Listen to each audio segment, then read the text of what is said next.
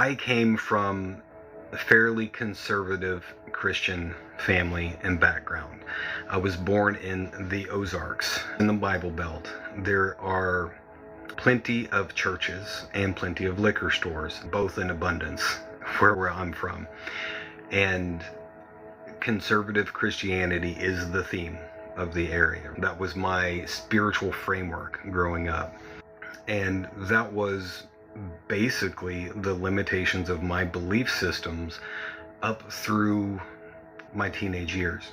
So in the winter of 2004 and 2005, I was with a woman who I'm no longer with, my ex, and she was a Pisces. She was very open to the spiritual dimensions of life, we'll say. One night in particular, I don't remember exactly what night this was, but it was in the winter time. My mother was actually over visiting, and it was late at night. My ex had went inside to go to sleep because she had just given birth to my oldest daughter about 2 months before that, in October. So she was not getting much sleep, right? She was pretty well sleep deprived. And so she went into the house and passed out in a recliner while my mother and I was outside having a conversation. And while we were talking, she had been asleep for about an hour or two.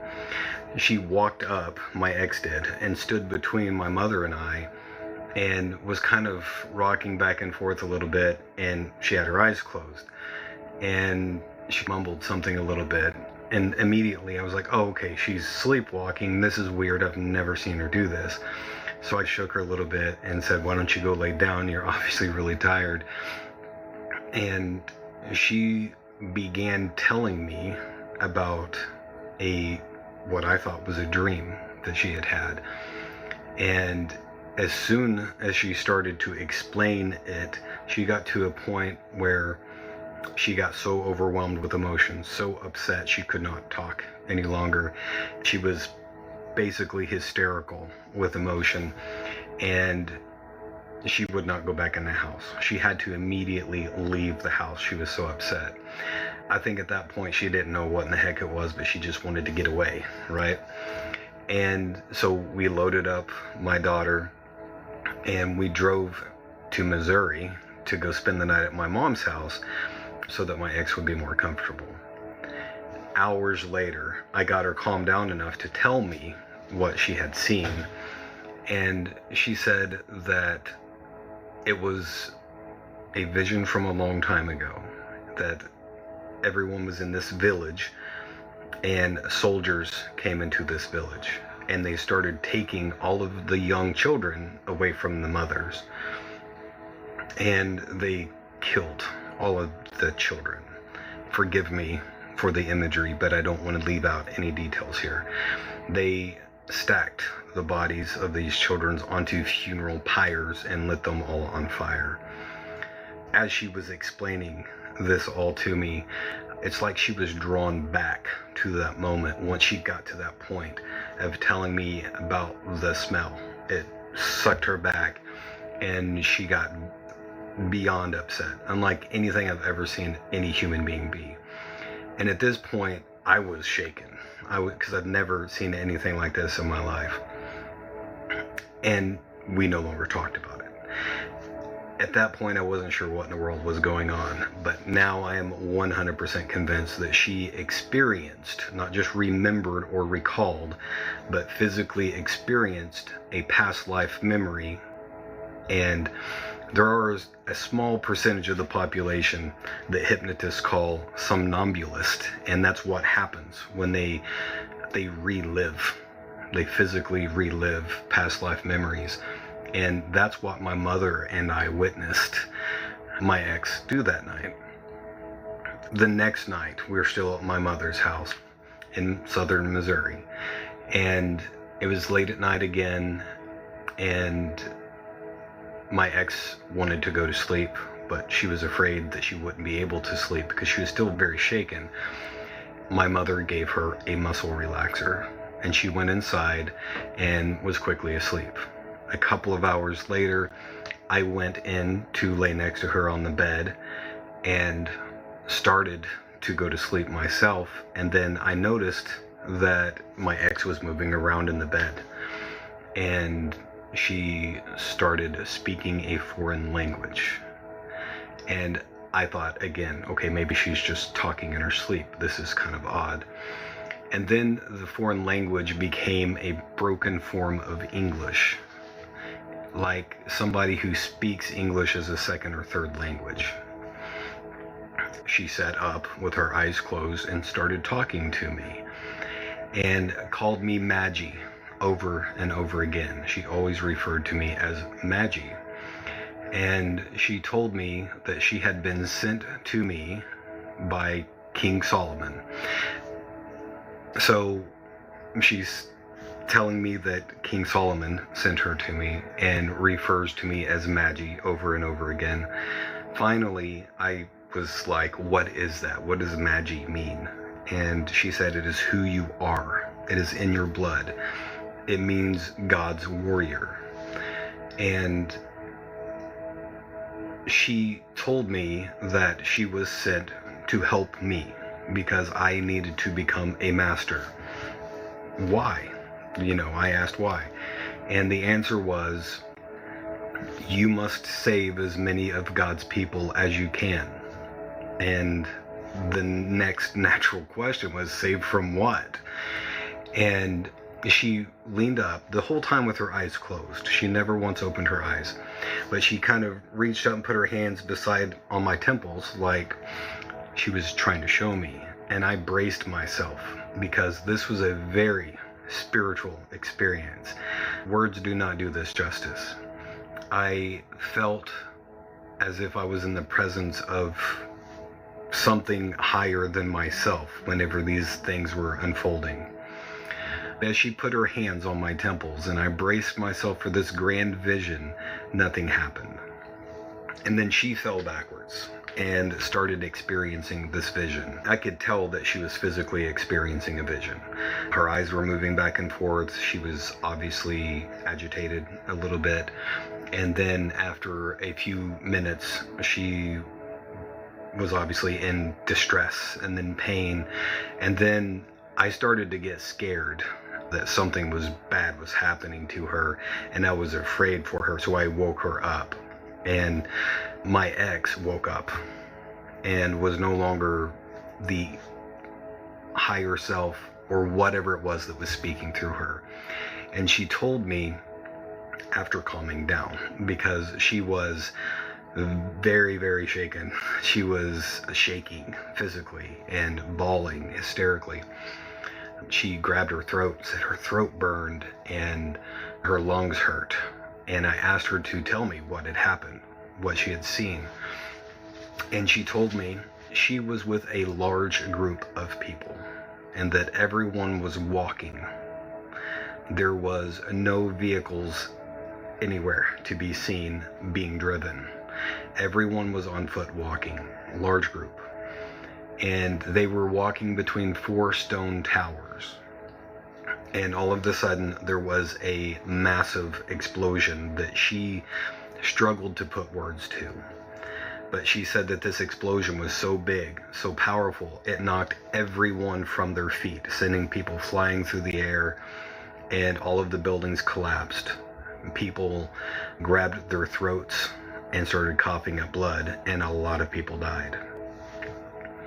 And I did not know what to make of all of this. I was beside myself from the power of this spiritual experience. It almost felt as if I was in the presence of God whenever this was occurring. In fact, after that first night, I went outside immediately afterwards and fell to my knees and bawled like a little baby. And I'm not ashamed to say that. That's how powerful of an experience this was. None of us were sure what to make of it at this point.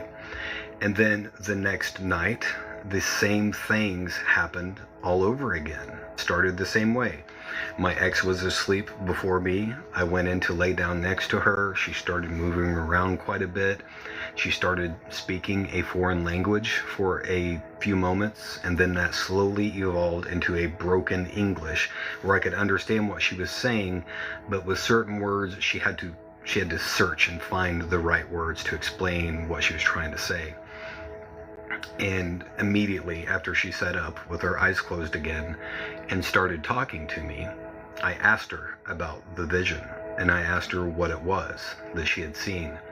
And she said it was the Yellowstone volcano, and that it would happen in the time of your children's children, is what she said. Now this was, again, in the winter of 2004 and 2005. I can't remember if this was the end of December or somewhere around January, but it was close to that period of time. Either way, over 20 years ago, 21 years ago at this point. And she said, this is why, basically, that vision is why I was being charged with my calling. She did charge me with my calling to save as many of God's people as I possibly could. I was given very specific instructions about what to work on with myself, that I needed to learn compassion and patience and forgiveness, that I needed to study, and I needed to become a master. I've not done that yet, okay? I'm very much a work in progress. But she continued to tell me about a lot of different things, much more than I can go into right now. I asked her at that time why I didn't see the vision and why she did, and she said there was a block on my mind, and that it was placed there either by God or by my higher self, but either way there was nothing she could do to remove it. And she instructed me to pray for 7 days, asking for the block to be removed so that I might see, which I found very peculiar. And she continued to talk more about the Magi thing, about God's warrior. And she told me that King Solomon was a Magi, and that Yeshua was a Magi, and she named 7, although the ones that stuck are the ones I was familiar with, that I had heard of.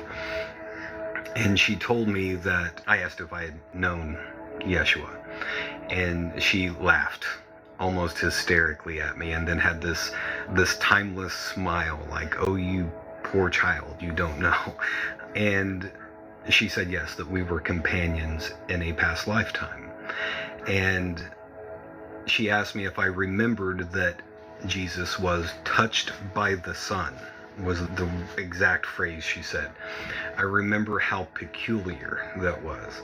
In my mind, I had no idea what she was talking about, but in my soul, I knew instantly what she was referring to.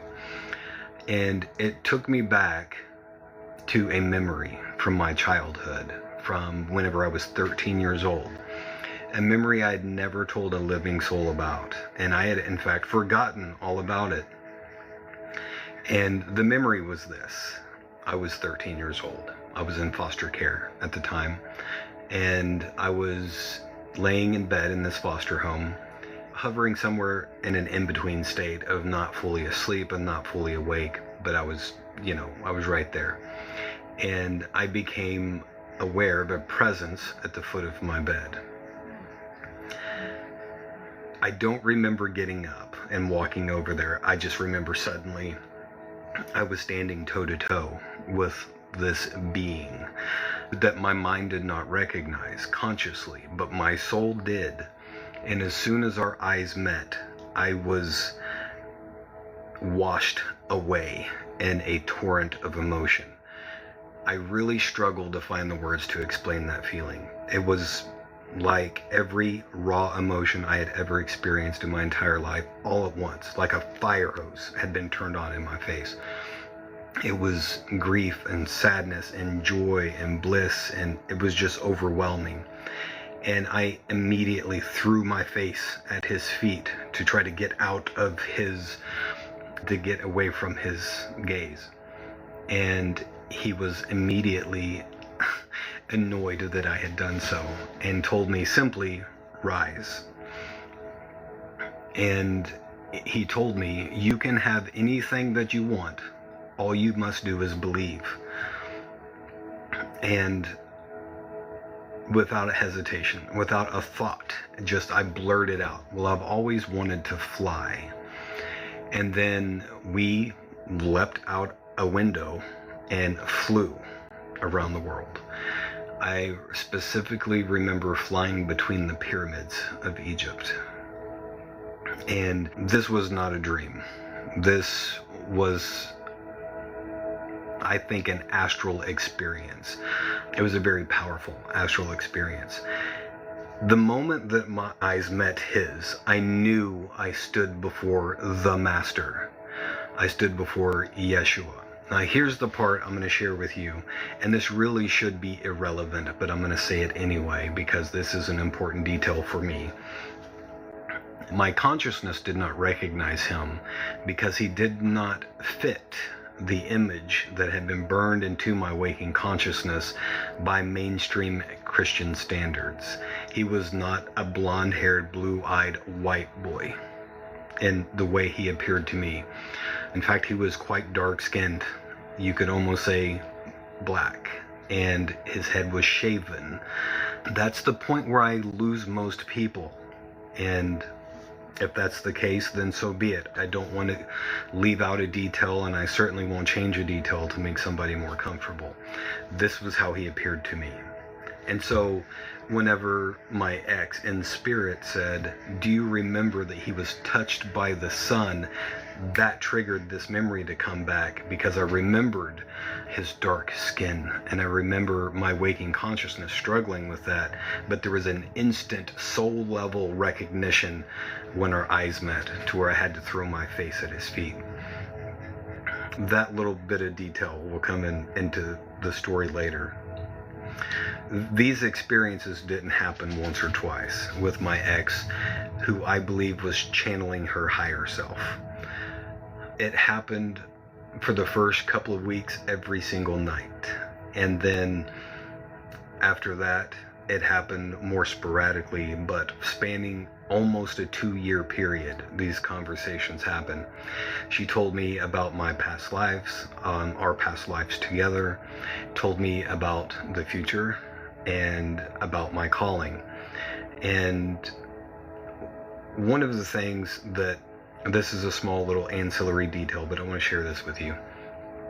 One time, whenever we were sitting face to face on our bed, almost in a lotus seated position, and I don't remember what she was even talking about at this point, but my daughter, who was about 2.5 months old, was asleep in the bassinet beside the bed, and she woke up in the middle of this experience crying. She was hungry. And immediately my ex fell backwards again, and then she woke up and started taking care of our daughter. But as I remember the moment that she sat up and opened her eyes, she started shielding her eyes like this and said, "Shut off that light." And I said, "What light?" We were sitting in almost complete darkness. And she said, "That golden light, it's so bright I can't open my eyes." There was no light. Or perhaps she was right, there was light that I could not see. I do remember feeling a very powerful spiritual experience during this. Anyway, about 1.5 to 2 years after this, after she had told me all of these things, she told me one day, "This will be the last time that I come to you," and told me that my ex was going to leave me, and that not to worry, that it was part of our soul contract, and told me about my future wife that I was going to meet and how we were going to have many children. That's the word she used. And I said, "How many?" And she just kind of laughed a little bit and said, "You'll find out." And then that was pretty much the end of it. That was the last time that we ever spoke. And then shortly after that, in fact, my ex had a conversation with me and said, "I feel that it's best that we go our own separate ways." She really struggled with these experiences because every single time that this had happened, whenever she would wake up, I would be like, oh my gosh, do you remember what you said? She would have no recollection of any of it. The only thing of these hundreds of very powerful experiences, the only thing she ever recalled is if she was woken up, or the visions. She always remembered those. But as far as the conversations, she did not remember any of it. And I can imagine that would be pretty unnerving to have something like that happen and you have no recollection of it whatsoever. But she really struggled with that. And I think that was part of what led to our separation, but it was also part of our soul contract. It's what was meant to happen. And then that week, I met my wife that I'm married to currently. It was the same week that the conversation was had. We were together immediately, and we had many children. The funny thing about that is, when we first got together, she told me that she couldn't get pregnant, that she had always wanted kids, but she was unable to get pregnant. And that was in fact not the case, because we did have many children. We had 9 children together after we had been together for a few years. So about 4 years after the last time that this spiritual experience happened, I started really searching, trying to make sense of all of this, trying to digest it, because again, my beginning framework, spiritually speaking, was a conservative Christian background. I was raised up in the Southern Baptist Church. I believed in one life theism, not reincarnation. I believed in all of the things that are associated with traditional mainstream Christianity, and I had been exposed to a lot of it. I grew up in foster care from the time I was, I think, 6 years of age until 16. When I was emancipated, I was bouncing around from foster home my entire childhood. And every single home that we were put in had a different religion, and so we were exposed to every flavor of Christianity under the sun, and some that were not within that realm. I had a pretty good working understanding of Christianity. And a lot of the things that came up in these spiritual experiences directly contradicted what I was taught, such as the past life thing, these events that had occurred. I was told about karma and reincarnation and all of these things during these experiences that on one hand, they couldn't both be right. One of them had to be right, the other one had to be wrong, because they were contradictory. And I didn't know what was the truth for a while, and this led to me experiencing a dark night of the soul, where I felt like I did not know who I was. I didn't know what the truth was. And so I got busy with research, with reading everything I could get my hands on about the topics, about Christianity, Judaism, the formation of the early Christian church, every single thing I could. Just started digesting information. And at the same time, I got a lot closer to God than I had ever been. I developed this routine where I would walk every morning. We lived in the country on a dirt road that was about 1.5 miles from our house to the end of the dirt road where it met a highway. And every morning, as soon as I woke up, I would go on my prayer walk. And for the first 1.5 miles, I would pray. And then when I hit the stop sign, I would turn around and I would walk back in silence, in a form of moving meditation. And this was not a hollow, empty practice whatsoever. I was really searching for truth through prayer. I was praying for God to bring the truth to me. If these things were real, if these experiences were from God, how could I reconcile that? Where were the answers to these things? And one day in particular, I was walking during my prayer walk, and I was praying with all of my heart. specifically, I was zeroed in on the vision of Yeshua, of standing face to face with the Master. And I picked out one little detail of that it really bugged me. If I really thought that I was standing face to face with the Master, with Jesus himself, and he was telling me, you can have anything you want, all you have to do is believe. Why, of all things in the world, would I say I want to fly? Why not, I want the ability to heal the sick? Why not a world peace? Why not any of the other things, right? It didn't set right with my conscious mind. And so I was deep in prayer about this. And I reached the end of the dirt road at the stop sign, where I always would turn around and go back. I heard a voice in my head that said, keep going. And so I listened, and I took a left on the highway, and I kept walking. Again, still very deep in prayer. And I don't know how far I had walked, but suddenly there was a commotion around me that brought me to attention. It pulled me out of my prayer. And I looked up, and I was surrounded by thousands of birds. Thousands, not one or two or 100 or two, but literally thousands of small birds. And they were flying around me in a circle while I walked. I was so in awe, I just kept walking, and they were flying around me, forming this tight cocoon around me while I walked. And they were everywhere. They were, doing all these aerial acrobatics and chasing each other through the air and doing, backflips and all kinds of aerial maneuvers. I was watching them do all this cool stuff in the air, and I had this big dopey grin on my face from ear to ear. And then I stopped dead in my tracks, and I realized that this was my answer, that Spirit, God, was answering my prayer and telling me, this is why you asked for flight. Was it meaningful to my waking consciousness? Maybe not, but was it an honest answer? Yes, it was, because flight is very near and dear to my soul. Couldn't tell you why. I've been obsessed with flight since I was a very small boy.